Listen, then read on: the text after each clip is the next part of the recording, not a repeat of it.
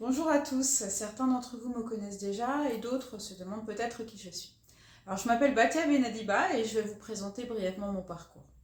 Je suis professeure d'université de formation et de métier et au terme d'un long, très difficile et très sélectif parcours académique, j'ai été recrutée comme enseignant-chercheur dans une université. Alors autant j'avais adoré les études, faire mon doctorat, j'avais trouvé ça extrêmement enrichissant, autant j'ai détesté très rapidement le fait d'être salarié.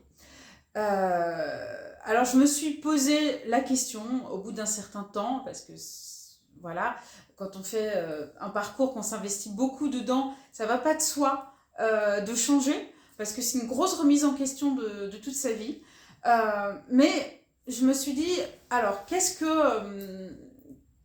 comment poursuivre ma carrière, qu'est-ce qui se présente à moi.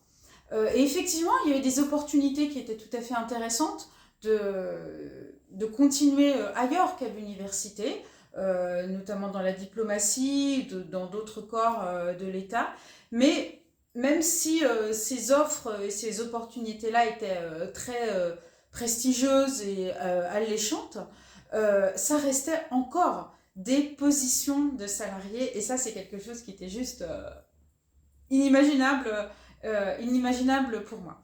Alors, à l'issue, vraiment, au terme de mes réflexions, j'ai identifié 3 critères essentiels. Il y en a d'autres, mais je vous cite là les 3 principaux.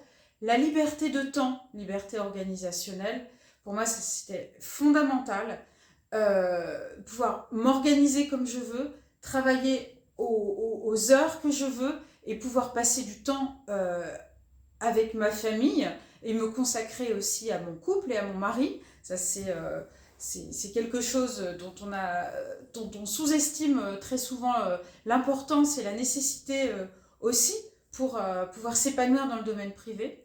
La liberté géographique pour pouvoir avoir le bonheur de voyager le plus souvent possible, et la liberté en matière financière, parce que quand on est salarié, même quand la rémunération est bonne, on ne peut pas soi-même directement agir dessus, on dépend toujours de quelqu'un d'autre pour ce qui est de nos conditions financières.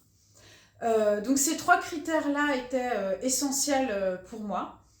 Et eh bien, mes réflexions, mes observations, les constatations que j'ai faites euh, m'ont amené à comprendre et à découvrir qu'il y a un domaine vraiment en particulier, et peut-être plus que tout autre, dans lequel on peut avoir ces 3 types de liberté, liberté de temps, liberté géographique et liberté financière. Eh bien, c'est sur Internet. C'est en créant son business sur Internet. Alors, c'est ainsi que je me suis lancée dans ce qu'on appelle en français l'infoprenariat, ou en anglais le networking. Et eh bien, la réalité a très largement dépassé mes espérances.